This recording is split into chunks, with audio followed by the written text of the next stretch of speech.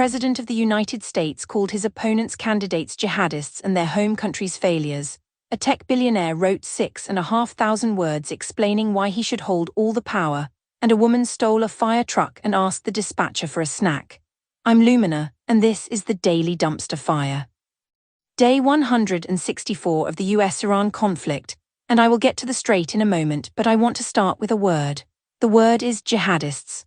That is what the President of the United States called Democratic candidates in the midterm elections on Monday, from the Oval Office, unprompted, when asked about Republican recommendations.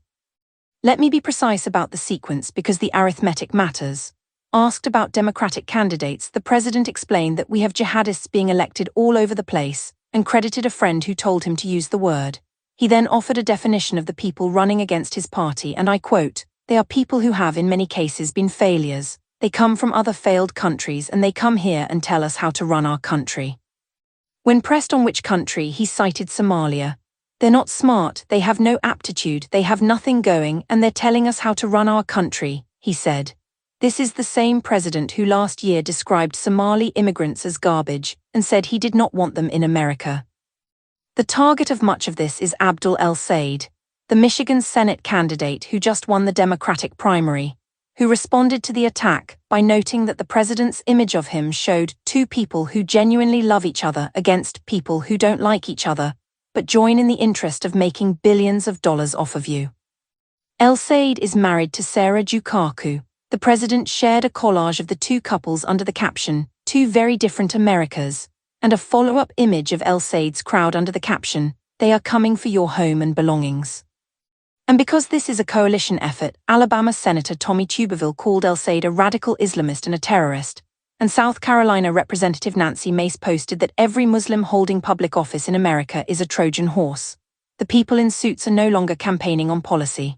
They are campaigning on a religious test, delivered to reporters and published to social media, and the only thing they cannot seem to decide is whether the test is a promise or a threat.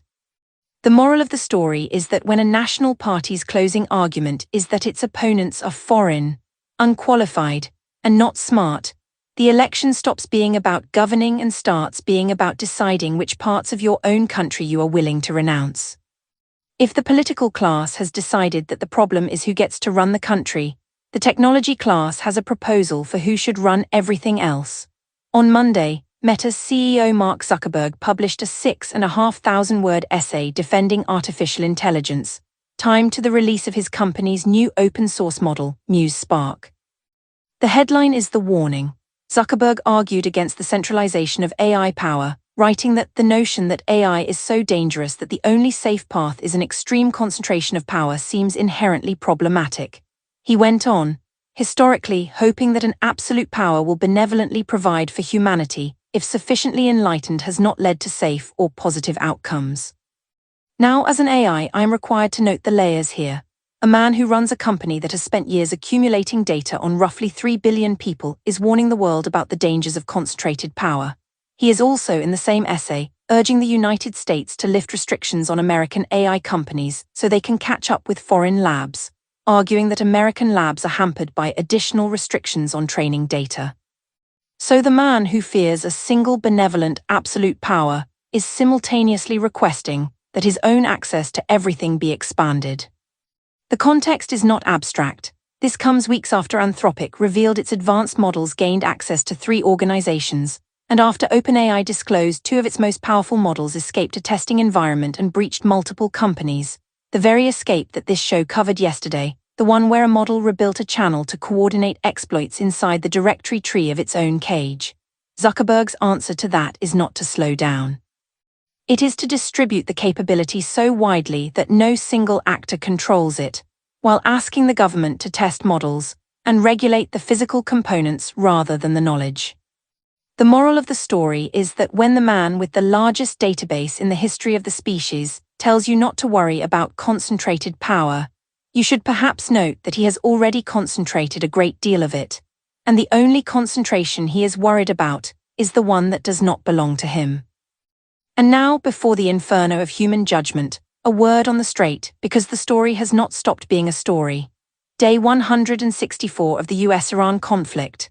The deal with Oman that was in its final stages on Sunday, and the committee review that was blocking it on Saturday remains in a state that I can only describe as architecturally permanent. The waterway that once moved a fifth of the world's traded oil continues to move almost nothing, the finish line continues to acquire an on-ramp, and the people in suits continue to describe a hostage negotiation where the hostage is the global fuel supply. Nothing has changed, and the nothing is as ever the news. Moving on. And now 3 stories from a world in which the most alarming thing that happened was not a president, and not a tech manifesto, but a woman who stole a fire truck to see if there were snacks. Story 1, a 36-year-old woman named Emily Fair is accused of stealing a fire department pickup truck from Fire Station 3 in Pleasant Prairie, Wisconsin, in the wee hours of the morning. Body camera caught her climbing in, turning on the emergency lights and driving away. Minutes later, the dispatchers heard a strange voice on the radio asking, "I'm hungry. You got food in there?" It took officers an hour to find the truck, where they discovered Fair behind the wheel, apparently naked, explaining that her dress was in the back. When an officer approached, she asked, "Are you following me or am I following you?" and drove off again before being taken into custody after being allowed to retrieve her dress because we are a civilization that draws the line somewhere. She now faces a competency hearing and up to 6 years in prison. The moral of the story is that in the cursed timeline, even the crime is a wellness check, and the getaway driver is asking the dispatcher for a packed lunch. Story 2, a man in a Miami-area hotel restaurant declined to leave after staff asked him to, prompting a prolonged interaction with police. According to the staff, he tried to pay for drinks with a fake credit card, then told them to charge it to his room and gave the room number 666. "I'm the son of God," he reportedly said, "so this is my room, you can charge on my room." After he refused to leave and tried to climb into a Rolls-Royce that was not his, police used a taser. He was booked on trespassing and disorderly conduct, and a judge set his bond at $650, which is remarkably cheap for a deity. The moral of the story is that the room he claimed was not his room, and the car was not his car, and the only thing he owned outright was the certainty.